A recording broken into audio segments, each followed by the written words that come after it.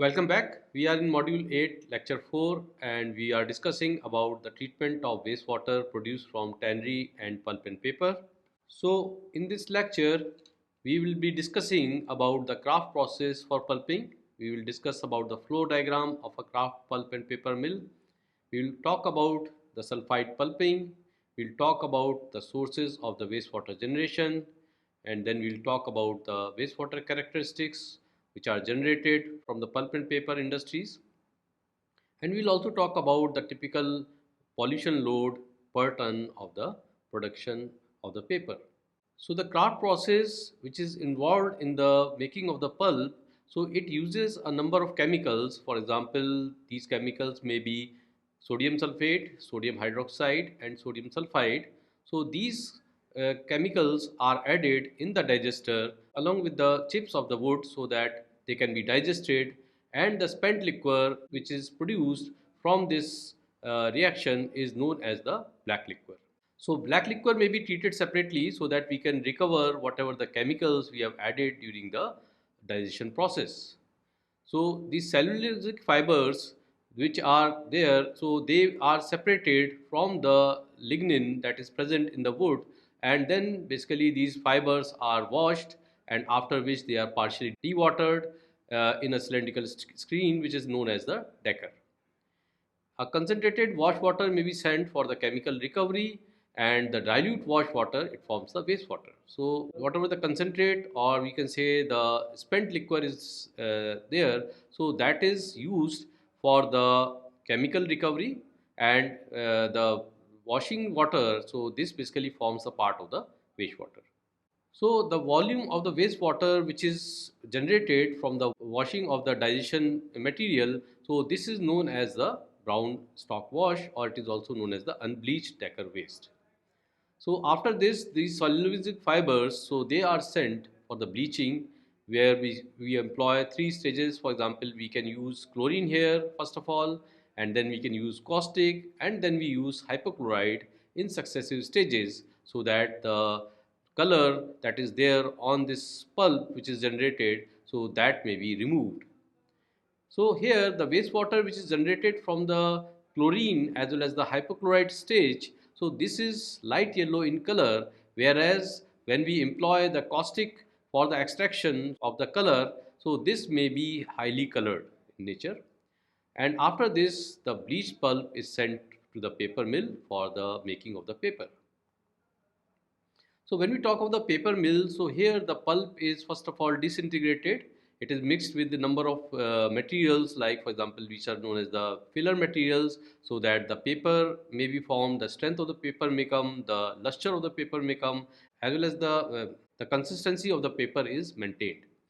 So here we use alum, we use talc, we use dyes so that we can have the required requisite properties. And here this is done in a tank which is known as the beater, and this tank is of the oblong shaped. And here after this process of the beating, the pulp is then refined in a machine which is known as the Jordan, and then the refined paper is diluted so that we can have the proper consistency which is required for the paper making, and later on it is passed through the screens where the knots and lumps which have been formed during the process, so they can be removed, and then later on this may be sieved through a fine screens or a series of rollers so that basically we can produce the papers. And the water which is drained out from these rollers when we are rolling the paper, so this is known as the white water, and this also forms the wastewater from the paper mill sections. So this wastewater, as because we are rolling the paper, so it may contains lot of fine fibers, it may contain the chemicals that we have added as the filler materials. For example, alum can be there, talc can be there, so these things comes into the wastewater generated from the paper making section. So here we have already talked about that the black liquor that is formed from the digestion of the wood chips, so this may be recycled. So for the recycling of the black liquor, so we generally go for the concentration first of all by the evaporation method, and then we incinerate it with the addition of the sodium sulfate. So whatever the organics are there, for example lignin will be there, resins will be there, so they will be burnt out, and the smelt which is now left, So this is dissolved in the water, and after dissolving it in the water, it will result in a liquid which is known as the green liquor. So when we add lime to this liquor, so white liquor and the lime mud basically forms, and this white liquor can be used again for the digestion process. So when we are recovering the black liquor, so it may result in a formation of number of toxic compounds. For example, we can have the dimethyl sulfide, we can have methyl mercaptans, which can be highly toxic to the environment. So now we'll discuss about the flow diagrams of the kraft pulp and paper mill. So here we can see here that the raw wood is taken to the chipper plant, and in this chipper we are chipping the wood so that it forms the chips, and these chips are later on washed by the water which is recycled from the paper mill, and this washing results in the generation of the wastewater, which is light colored waste, and it is basically mixed with other waste so that we can treat it separately. Similarly, when we take these chips to a digester, so here we add the desired chemicals. For example, in the kraft process, we may add sodium sulfate, or we may add sodium hydroxide or sulfide. So here these chemicals are added, and the digestion process at high temperature and pressure is performed. So this may also result in the spills which forms the wastewater, condensed wastewater here, and this wastewater is taken separately for the treatment. So here we can have the separator where we separate out the pulp that is generated and the spent liquor. So this results in the black liquor, and this black liquor may be taken for the recycling, where we again evaporate this black liquor, we try to incinerate in the furnace, and then we, after this incineration, we can go for addition of the water and to the smelt, and this may result in the formation of the green liquor. And when the lime is added to this green liquor, so lime mud may be formed, and the white liquor that is formed, so that can be again taken back to the digester for the digestion process. So here we are now, after separating, the pulp is there, and this pulp is again washed and by the water, and this washed water may again be mixed with the black liquor water for the recovery of the chemicals. Similarly, then we can add some water here, then we again wash it, and this wash water, that is the brown stock wash, so this may be resulting in a colored waste. So that is taken separately for the treatment of the color. After this process, we add chlorine to it so that the bleaching may be done, and the chlorination waste is then added along with the waste that is being generated from the chipper house, and this results yields in the light colored waste. So after the chlorine bleaching, we take this pulp that is generated for the further bleaching, that is by caustic, and this results in a generation of the highly colored water, and this water is again mixed with the water which is generated from the washing of the brown stock, as well as the water that is generated from the spills of the digestion process. So after the caustic bleaching, we take the pulp further to the hypochlorite bleaching, which results in a light colored waste, and this waste is again mixed with the wastewater which is coming from the chlorine bleaching as well as from the chipper house waste. And then we get the finished pulp. So this finished pulp is now then taken to the pulp chest, and where after this certain chemicals like glue, alum and talc has been added, so which acts as a filler materials for the formation of paper, and this is done in the beater, and after the beater we take it to the Jordan, and then we add water to it so that we can have the required consistency which is required for the paper formation, and then we take it through the screens where the knots and lumps basically they can be removed, and then it is taken to the paper machines or the rollers where it is rolled, and whatever the water is generated, that is the white water is generated, so that may be again may be taken for the washing of the chips, wooden chips, and here the fibers that are generated from here, so this may be taken back to the paper machine for formation of the paper. And later on, from the paper machine, the papers are taken to the dryers, and then they are taken to the reelers, and then the final product is formed. So then we come to the sulfide pulping. So in addition to kraft pulping, we can also use sulfide pulping, where it produces the cellulose fibers which are very pure in nature. And here we add sulfite ions and bisulfite ions for the digestion of the wood chips. So these chemicals which we add, for example, sulfite and bisulfite ions, so they may cleave the bonds which is there between the cellulose and the lignin components, and it may result in the formation of lignocellulose.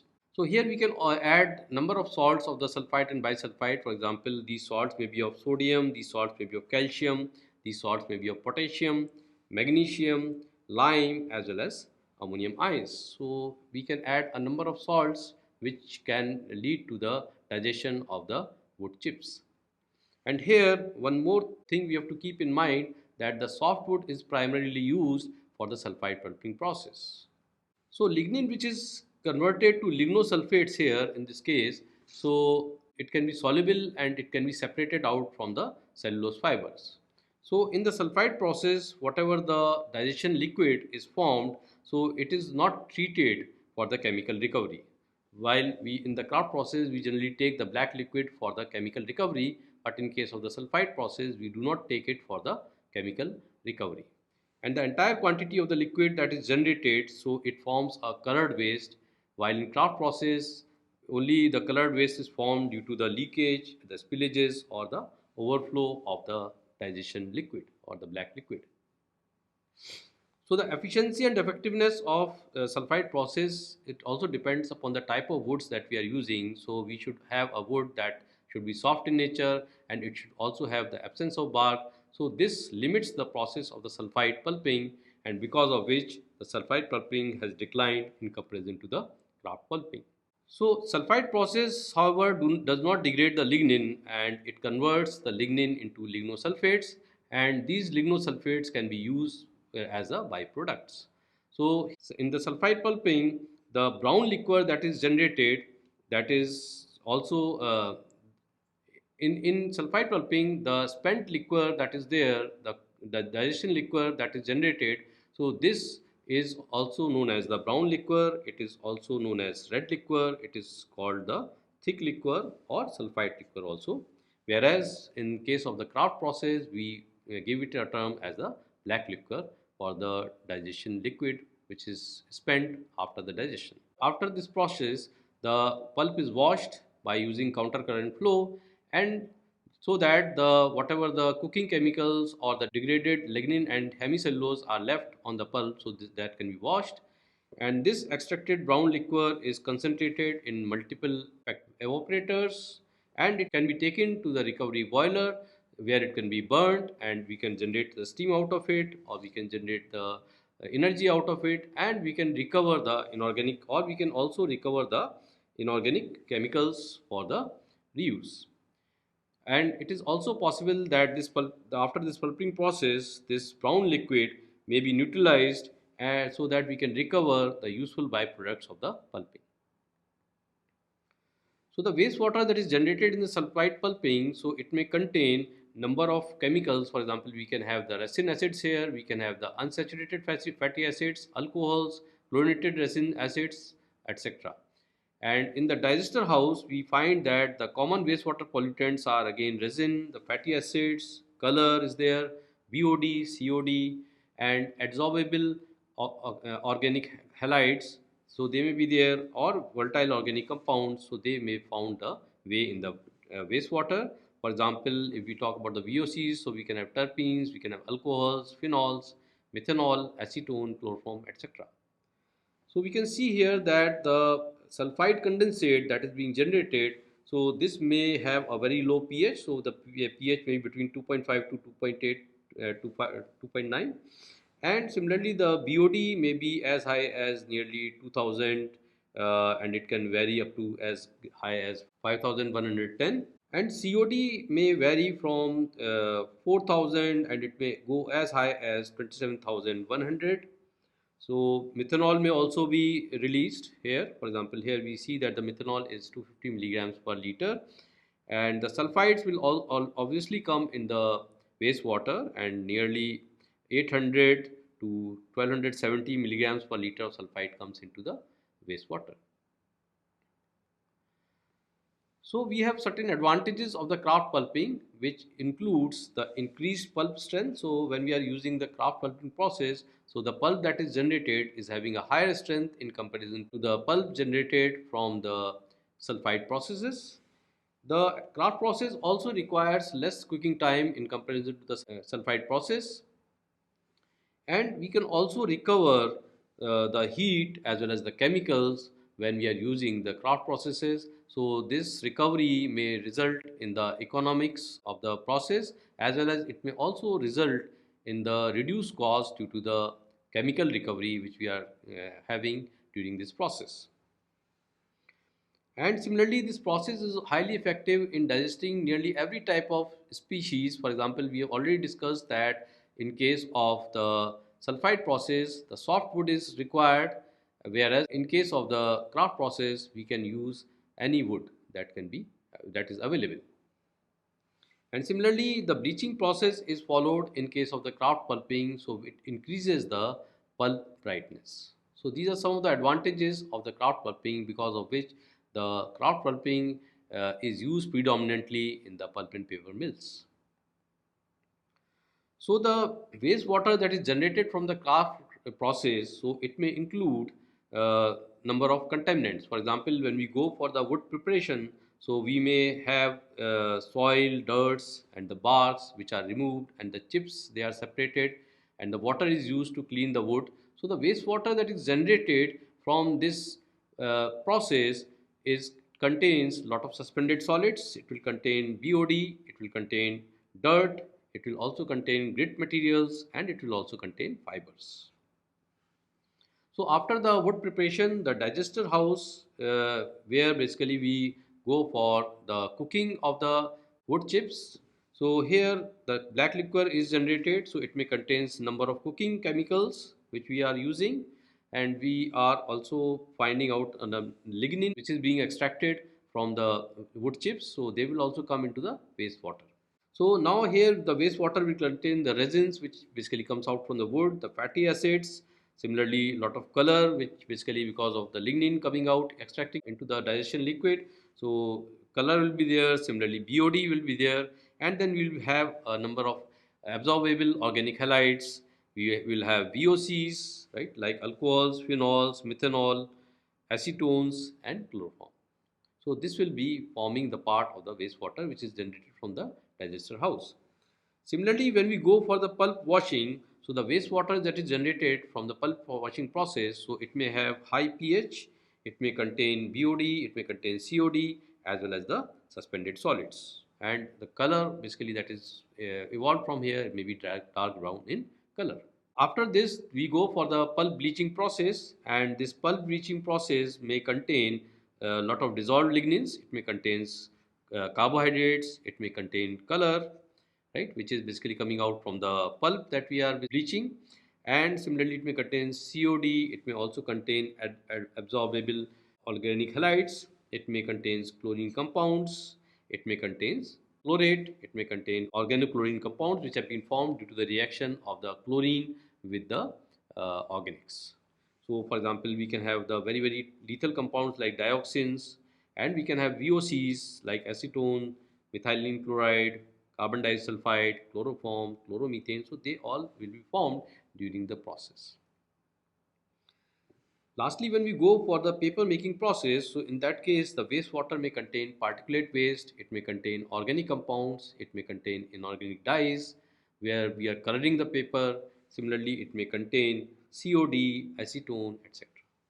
So the wastewater characteristics which is coming out from the pulp and paper mill. So here if we talk about the small pulp and paper mills, for example, here we are having 20 tons of paper produced per day. So in that case, the flow may be of the tune of 330 cubic meters per ton of the paper produced.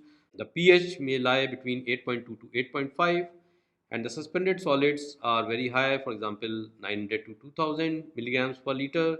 The COD may be varying from 3400 to 5780 milligrams per liter, and the BOD may be varying between 680 to 1250 milligrams per liter. And here the COD by BOD ratio is very high, so this means that biodegradability of this wastewater is very low. Similarly, when we talk of the mills which produce nearly 2000 tons of papers per day, so in that case, the wastewater that is generated will be nearly 222 cubic meter per ton, and we may be having the colors, very high color, that is nearly 7800 units, and the pH may be alkaline here, that is 8.5 to 9.5, and we can have the total solids nearly 4410, whereas the suspended solids is 3300. So we see that the suspended solids fraction is higher in the total solids, and we can have the COD nearly 716 milligrams per liter. This may be due to because of the high water used during the process, so dilution may happen, because of which the COD is basically lesser than the COD that is produced from the smaller production mills. Similarly, the BOD values is nearly 155 milligrams per liter, and here also we can see that the COD by BOD ratio is very, very high. So when we talk about the characteristics of wastewater which is generated from the various pulp and paper processes, so we can find that in the large mills, for example, if we talk of the composite wastewater, so here the pH basically which is generated in India in the large mills, so this is nearly 11, the total solids may be 5250, the suspended solids may be 1233, and here the BOD is 983 milligrams per liter, the COD may be 2530, and the color basically which is there is black in color. Similarly, when we talk of the small mills, so in that case the pH may be 12.3, and we have a very high total solids, again because of the smaller usage of water the solid concentration may increase, and it is 15,000, whereas the suspended solids is nearly 4,890, and we see that the BOD5 concentration is nearly 2628, 6145 for the COD values, and this may have a color which is dark black in color. Similarly, we can see that the waste coming out from the digester house, so it may contain alkaline pH, and it may also contain very high amount of total solids as well as the suspended solids. The BOD5 is also very, very high, and similarly we see that the COD values are very, very high, and we see that there is a color that is basically it is measured in the optical density, so this is nearly 16.6. So when we talk of the combined effluent, so the pH nearly is 7.6, whereas the total solids and the suspended solids may decline in comparison to the digester house values. And similarly, we find that the BOD and the COD values are also low, and the color basically is also low because we are combining the wastewater that is being generated from various processes. And similarly, we can see here that the bleaching results in a waste which is highly acidic in nature, and it has lot of total solids is very, very high, whereas suspended solids concentration is low in this case, and we find that the dissolved solids are really high, and the BOD is nearly 140 milligrams per liter in this case, and the COD and the color is not basically there because of the presence of the chlorine. And similarly, we see here that when we talk of the paper mills, so this value of the waste water is alkaline in pH. It may have total solids of 2415 and 935 milligram per liter with the suspended solids. So here again we see that the dissolved solids are higher in comparison, and then we see that the BOD is 425 milligram per liter, COD is 845 milligram per liter, and the color of the wastewater that is generated from the paper mill is also dark black in color. So if we talk about the distribution load which is being generated from different sections of the pulp and paper mills, so we see that when we are having the small industries, so in that case the flow percentage from the digester section is highest, right? Whereas in case of the bleaching it is more than the paper mill section. Whereas if we see in the large mills, so the digester section may have smaller flow because of the usage of water in the later stages to be higher, and we find that the highest amount of the wastewater flow it comes from the bleaching section. The BOD values for the small pulp and paper mill, so it is highest in case of the digester section, whereas in the it is lowest in case of the paper mill section. Whereas if we see the large mills, so we find that the digester section and the bleaching section, so they may have the similar percentage of the BOD load. So suspended solids load in case of the small pulp and paper mills, so it may be nearly 60%. That is, it is the highest of the bleaching section as well as the paper mill section. Whereas in case of the large industries, so we find that the register section is having the highest of the suspended solids, though it is comparable to the mill section suspended solids concentration. Whereas in the bleaching section, we find that the suspended solids is the lowest in this case. So we come to the typical pollution load per ton of the production. So we see here that when we are having the process like when we are talking about the wood yard, so in this case the the suspended solids which are produced during the this process, so this may be 3.75 kgs per ton. So here in the pulping, the suspended solids is nearly 13.5 kgs per ton. In the bleaching, it is 6 kgs per ton. In the paper making, it is nearly 30.8 kgs per ton. So here we see that in case in all these processes, the paper making processes produces the highest load of the suspended solids.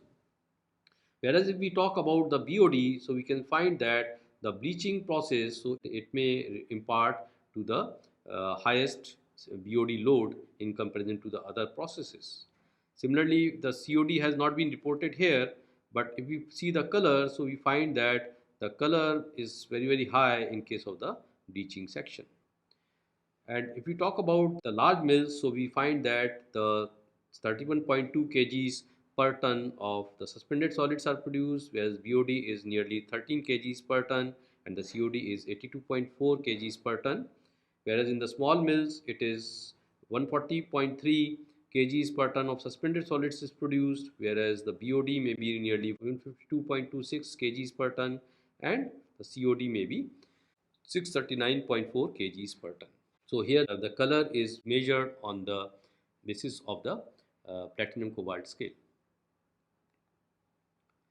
So now if this wastewater is allowed to be put into the environment without any treatment, so it may cause a number of environmental impacts. For example, when we talk of the this wastewater going into the water bodies, so here the fishes, so they may be exposed to this toxic elements which are present in the pulp and paper mill wastewater, and it can lead to a number of problems in the aquatic life. For example, it can lead to the respiratory stress, it can lead to the mixed function oxygenase activity, it can lead to the toxicity, it can lead to the mutagenicity, it can lead to the liver damage, and it can lead to genotoxic as well as the other lethal effects.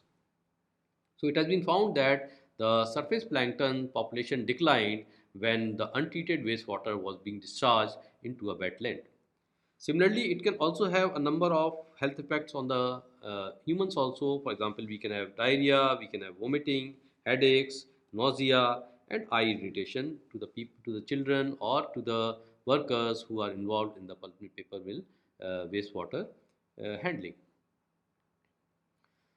Similarly, the high carbon dioxide level, so it can be a potential source of the distress and toxicity. So it has been reported for the rainbow trout, where basically it is found that the high carbon dioxide level, so it can cause toxicity to rainbow trout. Similarly, it has been found that in the crayfish that the manganese accumulation may take place when we are having the pulp and paper mill waste water going directly without treatment into the water bodies. Bleaching agents and dyes can also be toxic it is going to the aquatic organism, and even at very low concentrations. So if we are putting the wastewater directly without any treatment, so this can lead to the toxicity to the aquatic life. And these toxic compounds are continuously discharged into the wastewater, into the water bodies, so it can disrupt the reproductive systems, it can impair the growth, it can lead to the genetic mutations in the aquatic organisms. So one of the main problem is that if the excessive nutrients which are present in the wastewater, so it may lead to the eutrophication process also. So it may lead to the growth of the algal bloom, and this basically will lead to number of problems. For example, when these algal blooms will be degraded, so they will decompose and they will deplete the oxygen, as well as the depletion of oxygen may also happen during the night time when basically these algal blooms may respire. So this will ultimately impact the uh, aquatic life in an adverse way. Similarly, the pulp and paper, if it is without any treatment, if it is taken to the irrigation fields, so this may lead to the soil infertility, it may lead to the deterioration of the quality of the soil, and it can also lead to the reduction in the yield of the crops. So here when we use chlorine bleaching for the bleaching process which is involved in the pulp bleaching process, so here this may leach into the groundwater or it may go into the surface water also, and it has been found that a number of cases of the diabetes, hyperactivity, reproductive failures, number of allergies, so this can be are reported in the human bodies, and this will also impact the immune system of the human body. So we can see that the pulp and paper mill, so number of gases, toxic gases may be released, and similarly it can go to the surface water bodies, it can go to the rivers, right? It can also go to the groundwaters here, right? And basically it can be also when we are going for the landfilling or soil contamination may happen from this, and this may lead to the infertile soils or the contaminated soils basically may come, and again it may come back to the humans and it may impact the human health. So we stop here and we will continue our discussion on the treatment of the pulp and paper wastewater in the next lecture. And these are the references that we have used for the preparation of this lecture. Thank you.